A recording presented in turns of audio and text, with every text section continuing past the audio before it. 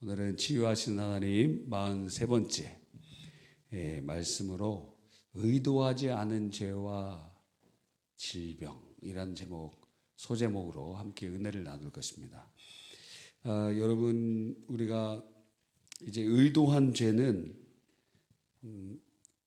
이제 고범죄라고 하고, 우리가 의도하지 않은 죄들도 있습니다. 근데 의도하지 않은 죄라고 할지라도 책임이 있다는 거예요. 그 책임으로 오늘 본문은 어떤 징계가 따라오죠? 불임이 찾아왔습니다. 그래서 이 본문의 내용을 우리가 좀 살펴봐야 될 굉장한 측면이 있습니다. 그래서 의도하지 않은 죄를 범했을 때 하나님께서 그것도 징계하시는가? 이에 관한 부분이 오늘 본문에 이렇게 나와 있고, 그것을 잘 우리가 묵상해 보는 시간이 되기를 바랍니다. 우리 오늘 본문을 다시 한번 읽어볼까요? 제가 읽겠습니다. 아브라함이 하나님께 기도하매 하나님이 아비멜렉과 그의 아내와 여종을 치료하사 출산하게 하셨으니 여호와께서 이왕에 아브라함의 아내 사라의 일로 아비멜렉 집의 모든 태를 닫으셨음이더라. 자, 여러분, 우리가 지금 살고 있는 시대에는 매우 자녀 잉태가 잘 되지 않는 시대에 살고 있습니다. 그것을 난임이라고 합니다. 예전에는 교회에도 이렇게 난임인 사람들이 아주 극히 예외였고 굉장히 드물었어요. 근데 지금은 우리 주위에 그러한 케이스들이 상당히 많이 있는 것을 보게 됩니다. 난임이란 1년 동안 정상적으로 남편과 아내 사이에 그러한 정상적인 부부 생활이 진행됨에도 불구하고 임신하지 못하는 경우를 난임이라고 합니다. 1년. 35세 이상 되면은 6개월 안에. 그래 2022년 난임 수술을 받은 우리나라의 사람들은 14만 458명입니다. 그래서 평균 난임 시술을 몇 번 하느냐? 7번 정도 하고 한 번 할 때 180만 원 정도 든대요. 그리고 국내에서는 부부 8쌍 중에 한 쌍이 난임 문제를 겪고 있습니다. 첫 아이의 출산 연령이 높아졌기 때문인 것 같아요. 우리나라의 첫 아이 출생, 그래서 부모의 나이가 33.6세입니다. 33.6세. 40대 초반 여성 출산율이 20대 초반 여성 출산율보다 2배가 많아요. 그러니까 20대 엄마가 거의 없다라는 거예요. 여러분은 거의 20대 아기 낳죠? 지금 20대에 낳는 사람이 거의 없다는 거예요. 그런 애들 막 고딩 엄마 막 이런 데다 나오고 거의 안 나와요. 거의 없어. 초혼 연령이 35세 이상인 여성이 여성 중에 초혼 연령이 결혼을 35 이상에서 결혼한다. 그러면 3명 중에 1명이 난임을 경험하고, 그리고 그 이유를 살펴보니까 우리가 생물학적인 이 몸이 반응하는데 35세 이상 되면은 그 임신할 수 있는 능력이 급격히 떨어져. 뭐 생체적인 그러한 하나님께서 정해 놓으신 것 같아요. 그래서 이게 늦게 결혼하다 보니까 임신에 관련되어 있는 부분이 계속 감소되게 되고, 그것이 굉장한 난임의 시대로 우리가 들어왔음을 보게 됩니다. 성경에 의하면은 출산과 자녀는 굉장히 중요합니다. 왜냐하면 창세기 1장에 말씀하시기를 사람의 사명이 무엇이냐? 생육하고 번성하고 땅에 충만하고 땅을 정복하는 거예요. 그러니까 생육하는 것이 인간에게 주님이 주신 첫 번째 명령이라고도 할 수 있습니다. 그래서 우리들은 자녀를 낳고 그렇게 하는 하나님의 창조의 동역자로 쓰임 받게 됩니다. 그래서 출산과 자녀는 매우 중요해요. 뿐만 아니라 이 임신과 출산이 하나님의 복의 목록 안에 들어가 있습니다. 신명기 7장 14절에 보면 네가 복을 받음이 만민보다 훨씬 더하여 너희 중에 남녀와 너희 짐승의 암수에 생육하지 못함이 없을 것이며, 그러니까 주님께서 복을 주실 때에 증상 중에 하나가 생육이라는 거예요. 출애굽기 23장 26절에 내 나라에 낙태하는 자가 없고 임신하지 못하는 자가 없을 것이라. 내가 너의 날수를 채우리라. 임신하지 못하는 자가 없을 것이다. 그 주님의 축복 중에 하나, 바로 잉태된 임신, 출산, 그것이 하나님의 복이라는 것입니다. 시편 127편 3절로 5절에 보니까 보라, 자식들은 여호와의 기업이요 태의 열매는 그의 상급이로다. 젊은 자의 자식은 장사의 수중의 화살 같으니 이것이 그의 화살통이 가득한 자는 복되도다 말씀하셨어요. 그리고 주님의 상급이라는 거예요. 자녀를 주신 거 하나님이 주신 복이라는 거예요. 뿐만 아니라 그 고대 시대에는 이 자녀들은 곧 경제력과 군사력과 연관이 되어 있어요. 특별히 남자들. 그래서 농경 시대에서는 농사 짓고 거기에 노동력이 많이 필요하기 때문에, 또 수렵 채취할 때도 그렇고 양을 칠 때도 그렇고, 그러니까 굉장히 힘이며 경제력이며 그 가문의 아주 중요한 것이라고 할 수 있는 것입니다. 근데 반대로 그럼 불임은 이 반대겠죠. 하나님의 복을 받지 못한 상태로 여겨지기도 합니다. 그러나 성경에서 불임의 상태에 있는 사람들이 전부 다 하나님의 저주를 받거나 복을 못 받은 사람이라고 정의하진 않습니다. 왜냐하면 사라도 불임이었고 리브가도 그랬고 한나도 그랬고 그리고 세례 요한의 어머니가 되었던 엘리사벳도 그랬으니까.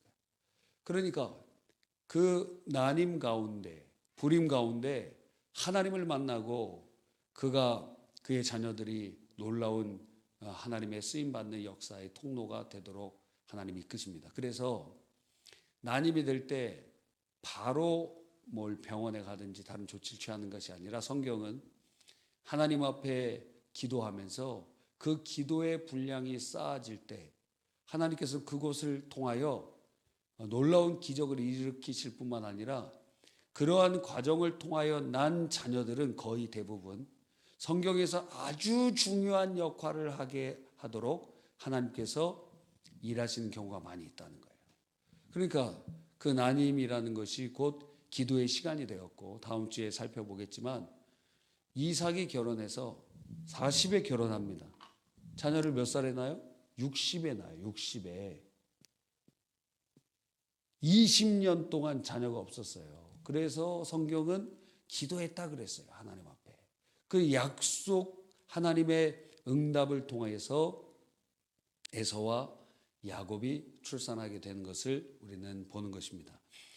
그래서 하나님 앞에서, 그러니까 이 불임 상태는 기본적으로는 하나님의 복을 받지 못한 것이라고도 할 수 있지만, 그러나 성경 전체적으로 봤을 때는 오히려 그것이 더 큰 복으로 이끄시는 하나님의 장치로 역사하기도 한다는 것입니다. 그리고 지금은 너무 늦게 결혼하기 때문에 우리의 신체적인 것은 시대가 지난다고 해서 그것이 더 겉으로는 젊어지는데 생육적인 부분에서는 젊어지지 않는 것 같아요. 그래서 여성들의 폐경 혹은 완경의 나이가 더 늘어나지 않습니다. 60으로 늘어나거나 70으로 늘어나지 않습니다. 한 50 전후에서 그것이 몇백 년 전이나 지금이나 거의 비슷하게 되고 그래요. 그게 막 늘어나지 않아요. 가임할 수 있는 그러한 여성의 나이가 막 늘어나지 않아요. 육체에 그 정해져 있는 것이 그대로 진행되게 되는 것을 보는 것입니다. 그러니까 우리가 이 부분을 이렇게 볼 때 오늘 본문의 말씀은 아주 의외적으로 다가옵니다. 주님께서 18절에 아비멜렉의 집에 모든 태를 다 드셨다 그랬어요. 그러니까 불임 상태가 이루어지게 되는데 그게 하나님의 의도성을 가지고 하나님의 징계요 혹은 경고로 그 가정의 모든 권속들에게 임하게 되었다는 것입니다. 그러니까 혹시라도 우리의 삶 속에 여러분의 자녀들 중에 이런 불임이나 난임 상태에 있을 때에 혹시라도 오늘 본문에 관련되어 있는 사항이 저촉되고 있는가를 살펴보고 확대적으로 우리가 봤을 때는 우리 안에 다가온 질병 자체도 이러한 맥락 가운데 오고 있는 것이 아닌가 하는 것을 점검해 보라는 것입니다. 자, 오늘 본문에 아브라함의 아내 사레의 일로 아비멜렉의 집에 모든 태를 다 드셨습니다. 그게 무슨 일입니까? 아브라함은 자신이 살기 위해서 아내에게 돌아다니는 곳곳마다 거기 분봉왕이 있고 강력한 왕이 있을 때 당신 참 아름다운 부인이니까 당신을 빼앗고 나는 죽일 수도 있으니 당신 내 누이라고 해라. 그러면 당신도 살고 나도 살고 후일을 도모할 수 있지 않겠느냐. 그렇게 했어요. 그거 부끄러운지도 모르고 그게 불신앙의 말인지도 모르고 그런데 그것이 지혜로운 줄 알고 아브라함이 그래서 두 번이나 한 번은 애굽에서 한 번은 아비멜렉에게 그렇게 하는 일을 하게 된 것입니다. 그래서 이 아비멜렉의 땅에서 또 그렇게 누이라고 얘기를 했더니 아비멜렉 왕이 아마도 그 여인이 너무 아름다워 갖고 데려갔습니다. 자기 부인을 삼으려고 데려간 거예요. 여러분 조심하시기 바랍니다. 누가 여러분을 부인 삼으려고 데려갈지도 몰라.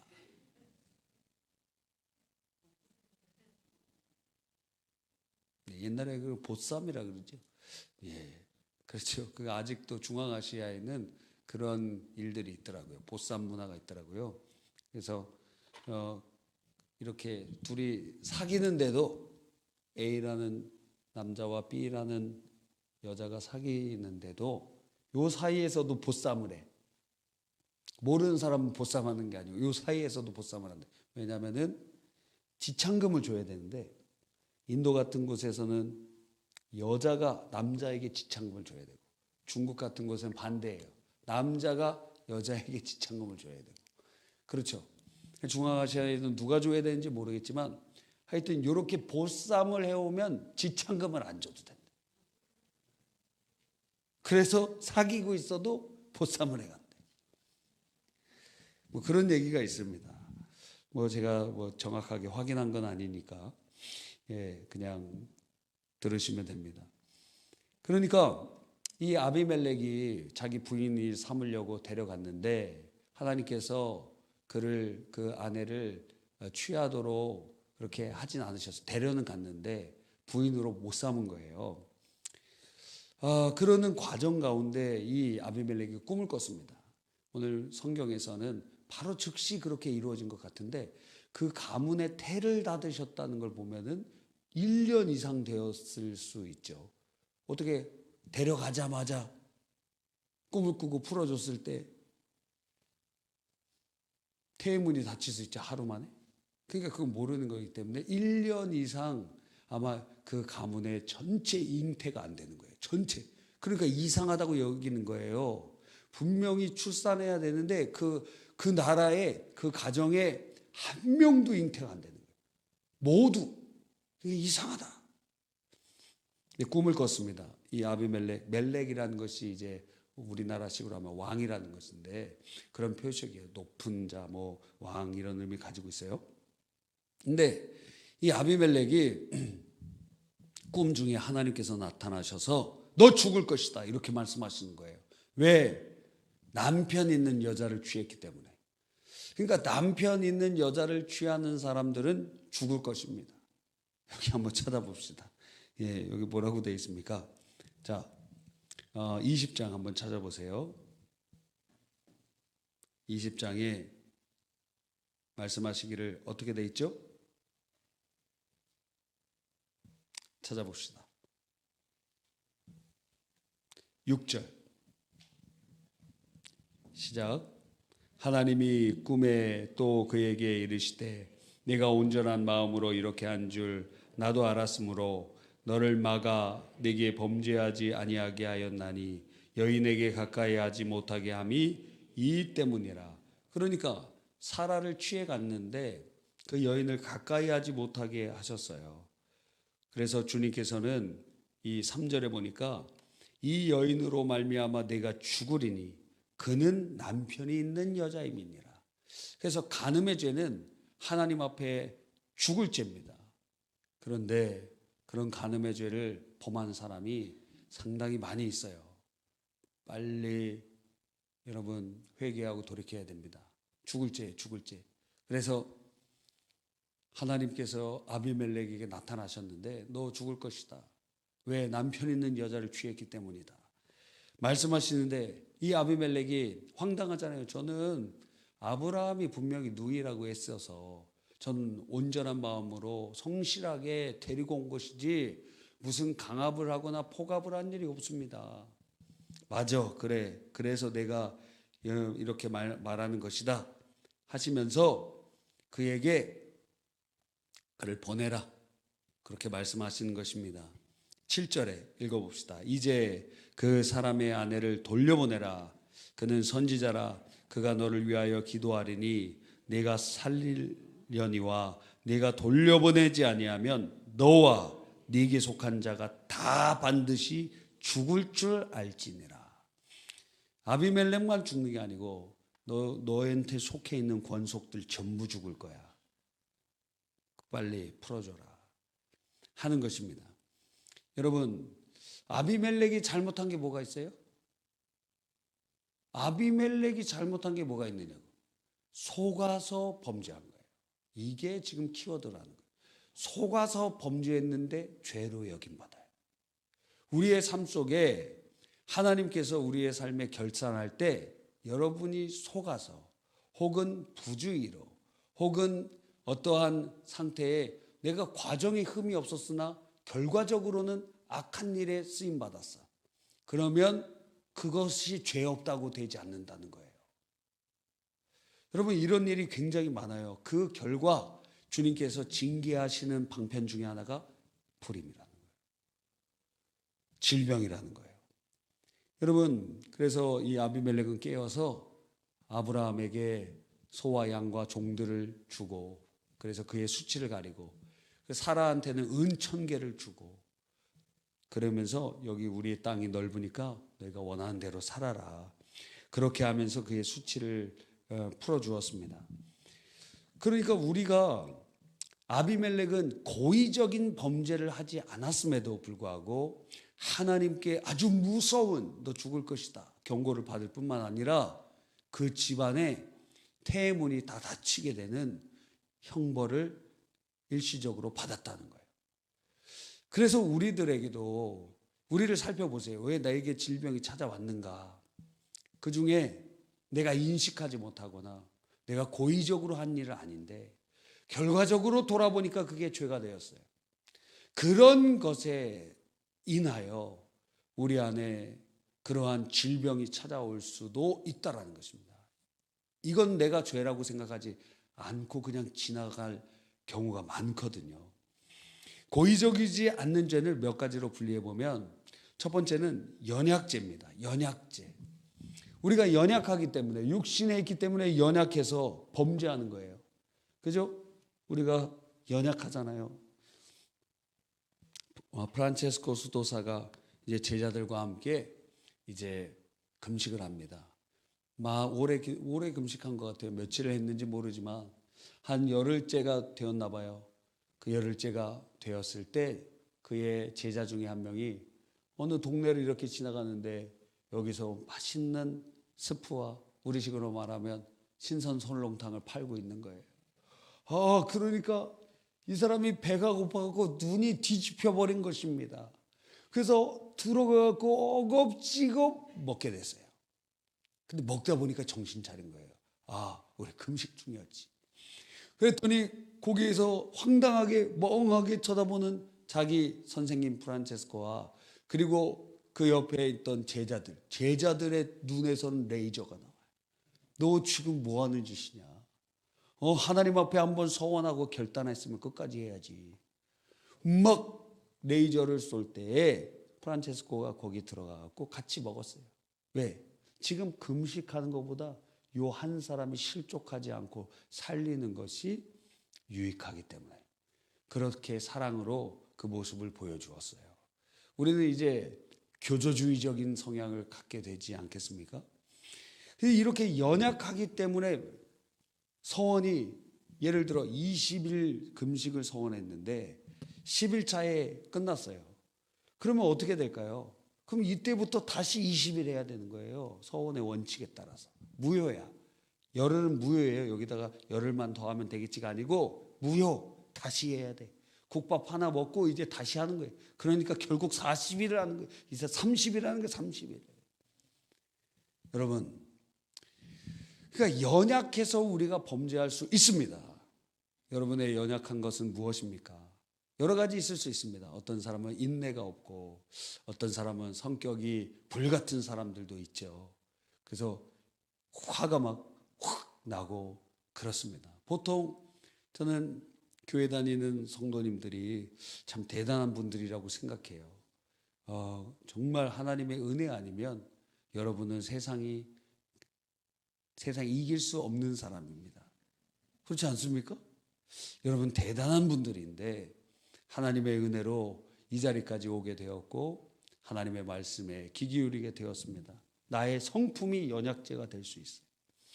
그 연약해서 내가 원치 않는데 연약해서 그렇게 넘어지는 고의적이지 않은 죄가 있을 수 있습니다. 그렇다고 해서 여러분이 욱하는 성격이 있어서 참다가 누군가에게 폭언을 하거나 폭력을 행사하거나 그러면 그 죄가 그냥 없어지는 죄가 되느냐고요. 그것 자체의 형벌이 따라온다는 거예요. 연약해서 범죄했지만 죄라는 거예요. 하나님 앞에. 또 고의적이지 않지만 두 번째는 실수로 범한 거예요. 실수에 실수. 예를 들어 성경에는 이렇게 기록되어 있습니다. 나무를 이렇게 찍는데 나무를 찍다가 그 위에 쇳덩어리가 날아가서 옆에서 일하고 있던 또 다른 나무꾼의 목에 박혔어요. 그래서 막 출혈이 막 일어나는데 응급처치를 하는데 죽었어요. 그러면 이 사람은 죄가 있습니까? 없습니까? 이 사람이 고의적인 범하는 것은 아닙니다. 그러나 죽었어 사람이. 이걸 가리켜서 의도하지 않은 살인이라 그래서 오살이라고 해요. 오살. 그 오살자가 되었어요. 성경은 어떻게 하냐면 오살한 사람은 이 가나안 땅에 여기에 세 개 뭐가 있습니까? 도피성이 여기 요단 동편에 3개, 요단 서편에 3개, 6개의 도피성이 있습니다. 이거는 성경대학 민수기를 배우신 분들은 다 알아요. 그죠? 그래서 이러한 것들이 쭉 있는데 그 곳으로 가야 됩니다.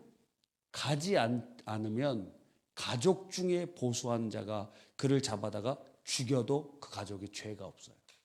복수할 수 있어요. 그 살인죄에 대한 보복이 그렇게 그에게 임할 수가 있어요. 그러나 도피성으로 들어가면 그들을 괴롭힐 수 없고 죽일 수 없습니다.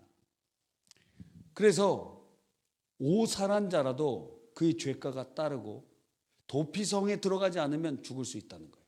사형이 집행될 수 있다는 거예요. 세 번째는 속임을 당한 죄. 내가 전혀 의도가 없었어요. 속임당했어. 내가 속임당했어. 그래서 나는 전혀 그 과정에도 악이 없었고 악한 일이 없었고 악한 의도가 없었고 절차적으로도 잘못되지 않았어요. 그런데 결과적으로는 이용당한 거예요. 그게 오늘 아비멜렉에 해당하는 범죄라고 할 수 있습니다. 속임을 당했어요. 누구한테? 아브라함한테. 그래서 전혀 의도하지 않았는데 죄가 됐어요. 그것은 죄가 아닌데 결과적으로는 죄가 됐어요. 나는 정당하게 행했지만 상대가 속였기 때문에 그것이 죄가 되었다는 거예요. 여러분, 이것이 우리에게 다가오는 아주 심대한 문제점을 우리에게 보여주고 있는 것입니다. 우리가 의도하지 않았는데, 실수한 것도 아니에요. 정당하게 했는데, 그런데 알고 보니까 그게 누군가에게 이용당한 것이고, 알고 보니까 결과적으로는 누군가의 부인을 취한 것이 되고, 알고 보니까 뭐 예를 들어서 똑같은 예를 들어보면 이런 것이죠.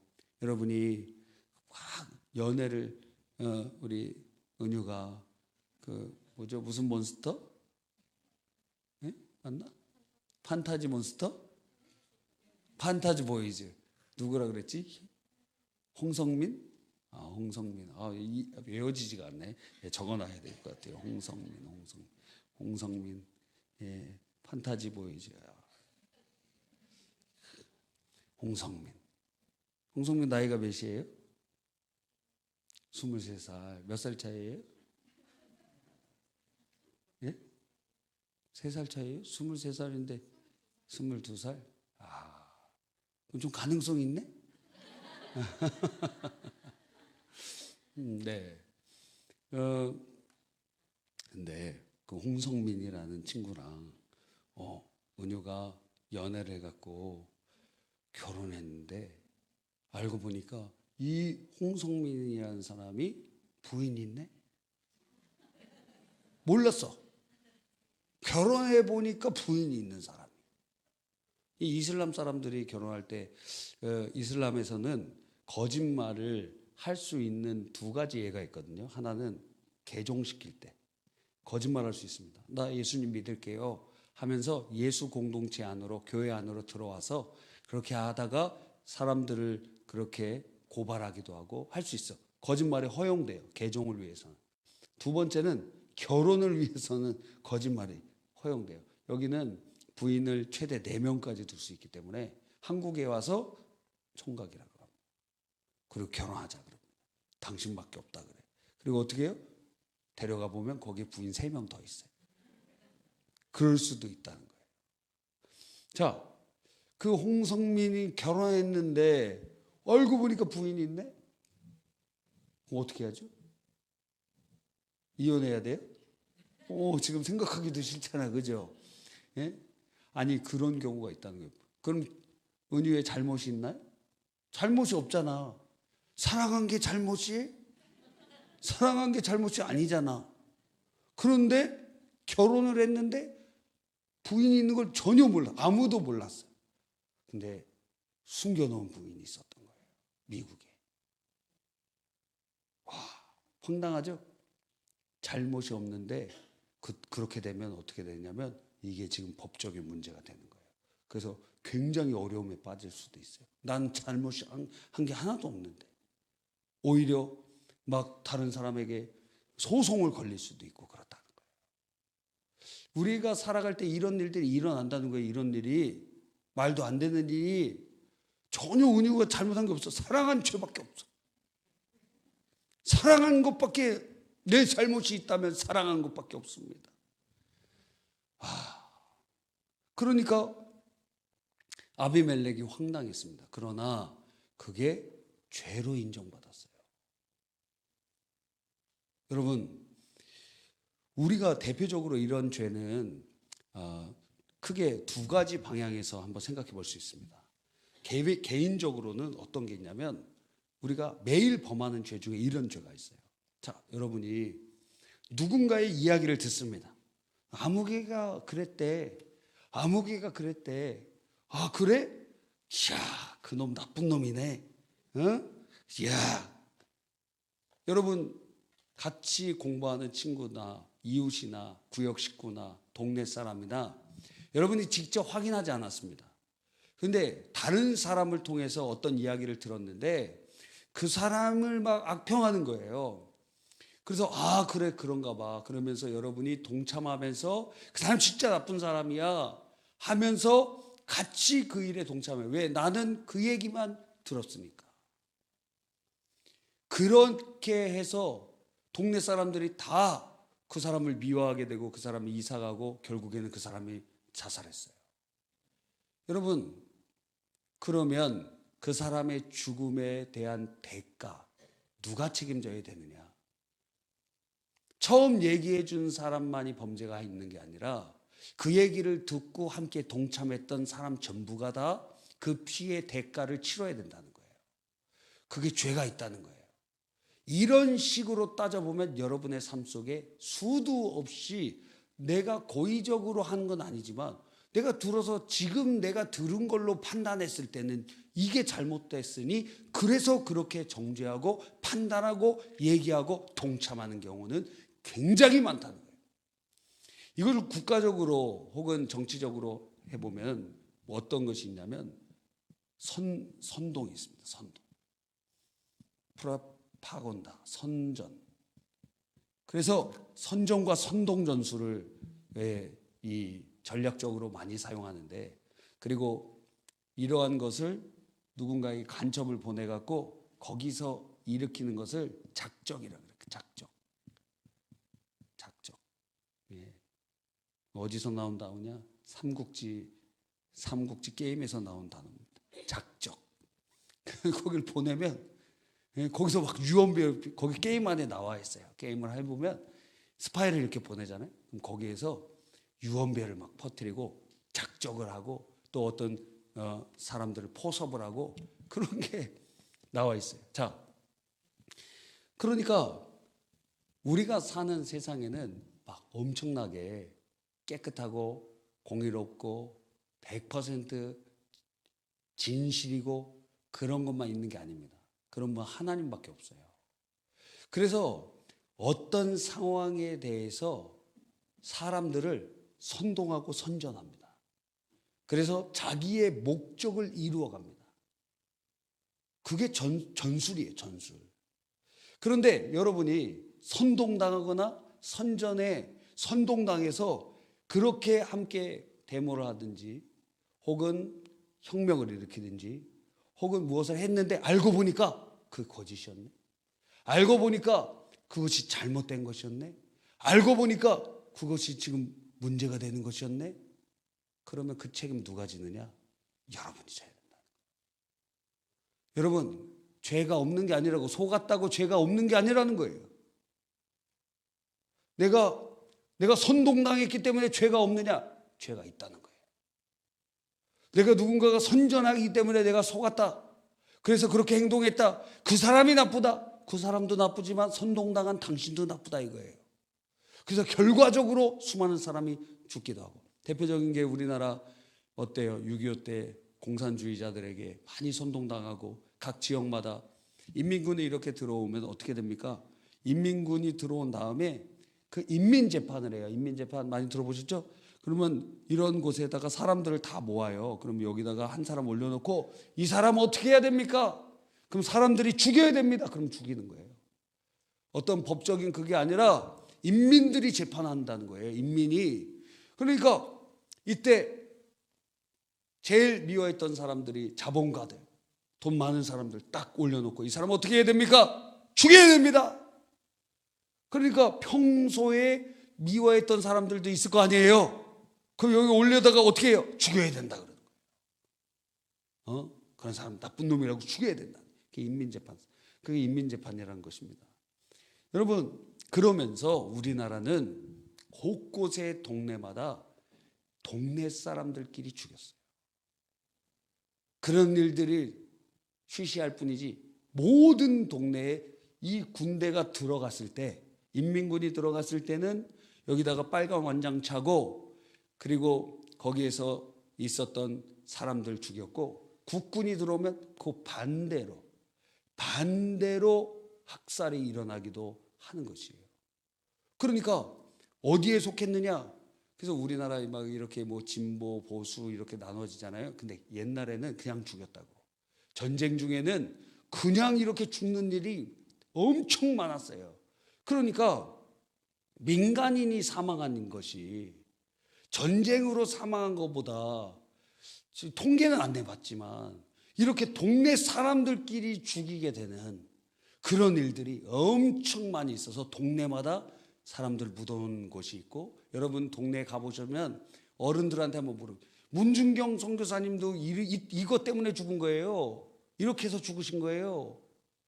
그렇게 해서 죽은 수많은 믿음의 사람들이 얼마나 많은지 모릅니다. 수많은 억울하게 죽은 사람이 많아요. 근데 그 사람들이 살아남아갖고 나 선동당해갖고 난 그 사람 죄 있는 줄 알아서 그 사람에게 가편투표했어. 그 사람 죽어야 된다고 얘기했어. 라고 한다고 해서 그 죄가 없어지지 않는다는 거예요. 그러니까 우리들이 살아가고 있는 이 시대에서 개인적으로는 여러분이 개인과의 관계 속에서 누군가의 이야기를 그것을 사실관계도 확인하지 않은 상태에서 얘기해. 그리고 그 사람을 정죄해. 그 사람을 나쁜 놈이라고 해.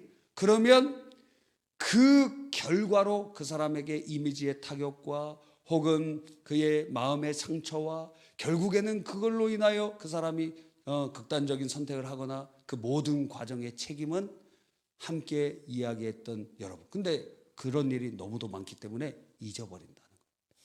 그래서 우리의 평생에 그런 일이 원미산보다도 더 높게 가득 쌓여 있는데 나는 죄를 범한 일이 없다라고 얘기하는 것입니다. 그러니까 하나님 앞에서 그거 하나님께서 문제 삼으시는 거예요. 너 그거 회개해. 그거 가지고 가면 안 돼. 그러니까 그걸 회개 안 하네? 질병이 찾아오는 거예요. 하나님께서 징계를 딱 주시면서 너 그거 회개해. 너 입술로 누구 정죄하고 너 확인도 안 해보고 그 사람 정죄하고 판단하고 그리고 그 사람 그렇게 매도하고 했던 거 너 그거 회개해. 하나님께서 그 질병으로 경고하시는 거예요. 왜? 아직까지 지금 살아있잖아요. 경고에 살아있으면 아직 경고 상태라는 거예요. 질병이 와 있지만. 그러니까 우리가 국가적으로나 개인적으로나 결과적으로 보니까 속았어. 결과적으로 보니까 악의 꼭두각시로 쓰임받았어. 결과적으로 보니까 문제가 발생하게 된 거예요. 이렇다고 할 때에 이것이 죄가 된다. 그것을 징계하시는 방편으로 질병을 주시기도 하고 그리고 불임을 주시기도 한다. 그게 오늘의 말씀입니다. 그래서 우리의 삶을 이렇게 돌아볼 때 제가 살펴볼 때는 이런 죄는 진짜 엄청 많아요. 그런데 이러한 죄를 회개하는 사람은 많지 않아요. 그래서 지금 주님께서 아비멜렉에게 경고하신 것처럼 설교자를 통하여 여러분에게 경고하시는 것이고 여러분 안에 질병이 어쩌면 이것 때문에 하나님의 경고로 혹은 징계로 지금 그것이 다가와 있을 수 있습니다. 그러므로 우리들이 이 부분에 대해서 회개해야 됩니다. 회개하지 않으면 안 되는 거예요. 자, 그럼 어떻게 회개해야 되느냐? 첫 번째, 실수거나 의도하지 않거나 내가 선동이나 선전당해갖고 속아서 지은 죄거나 기억이 안 나. 이미 너무 많이 어렸을 때부터 그런 일을 많이 했기 때문에 기억이 안 나거나 한다고 해서 죄가 없어지지 않고 그 죄에 대해서 하나님 예수님의 보혈의 공로를 의지하오니 용서해 주십시오.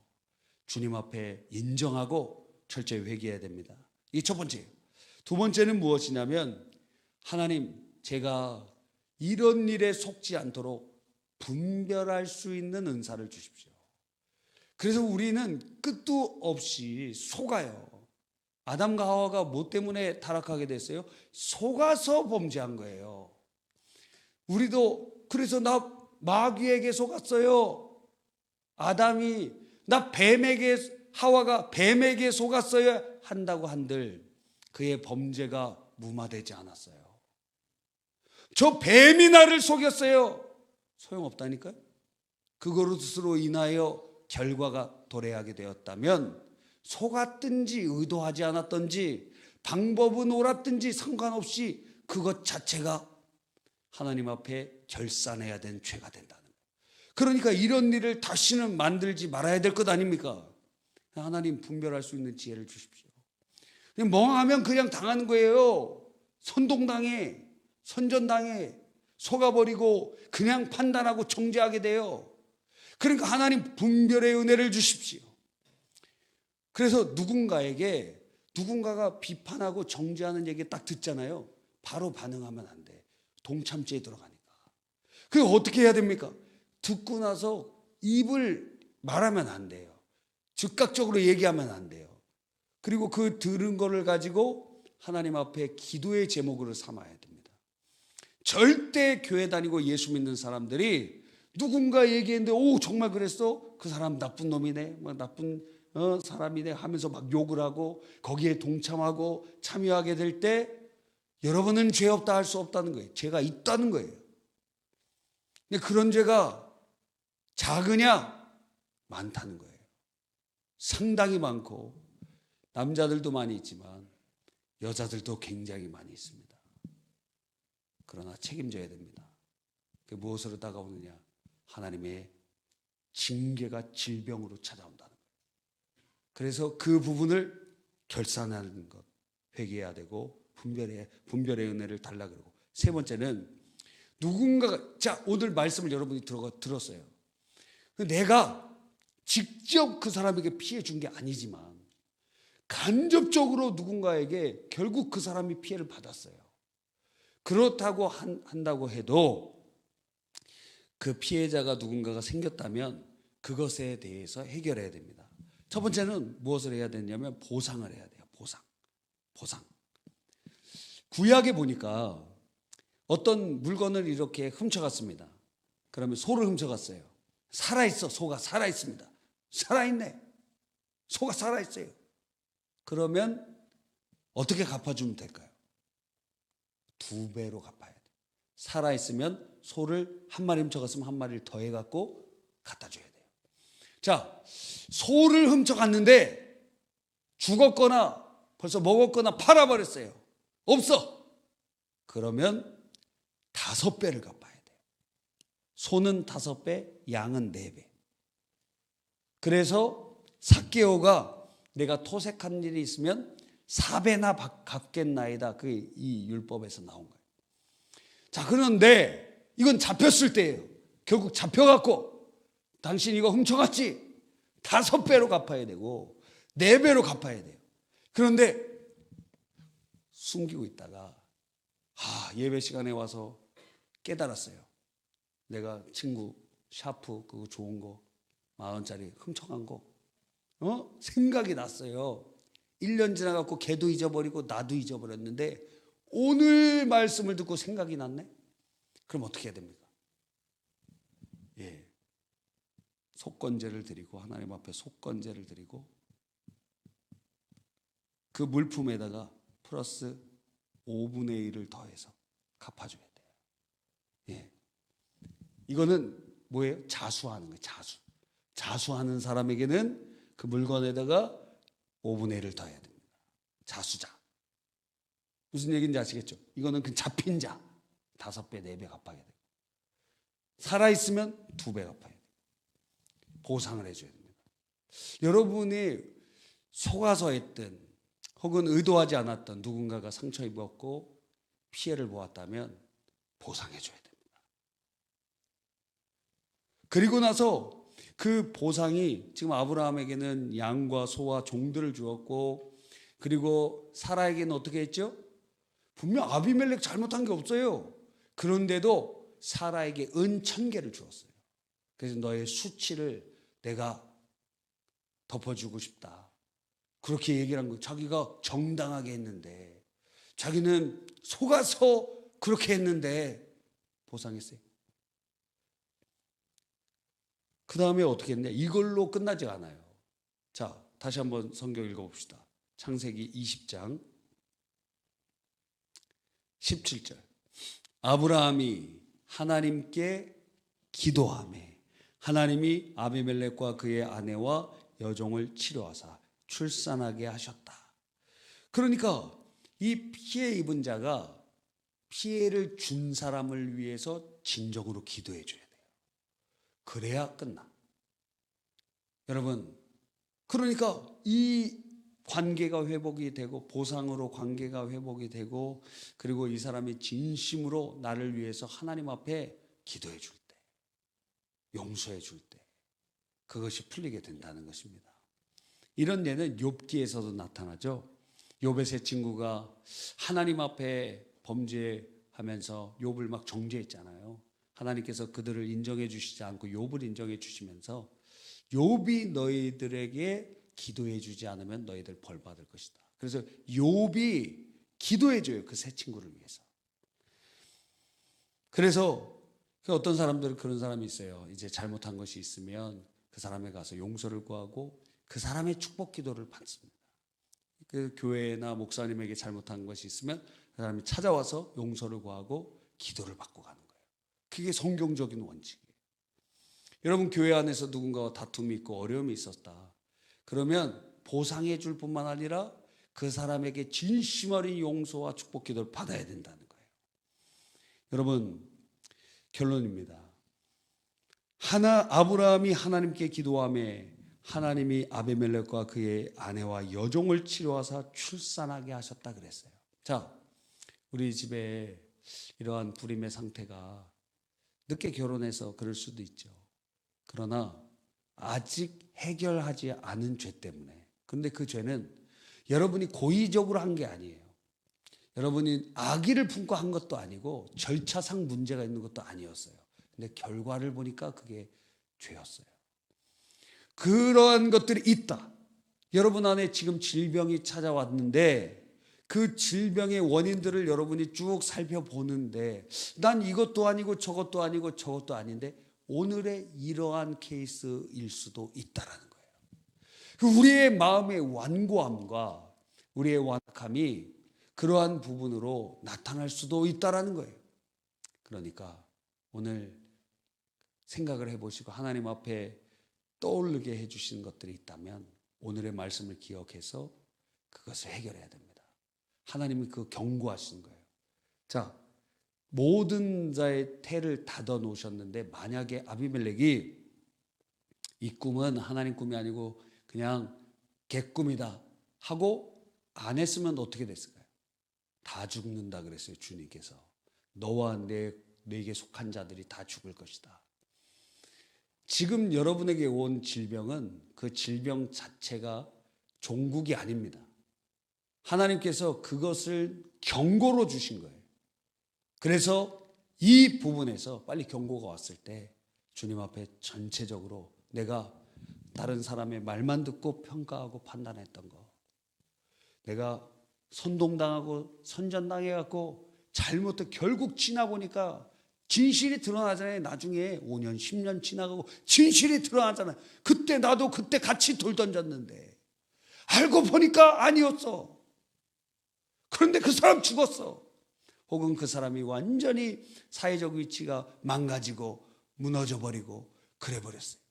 동네에서 살 수도 없고 이사가 버리고 모든 것을 다 잃어버리고 난 그때는 맞는 줄 알았지. 그게 공인 줄 알았지. 그런데 그것이 죄가 되고 있을 수 있다는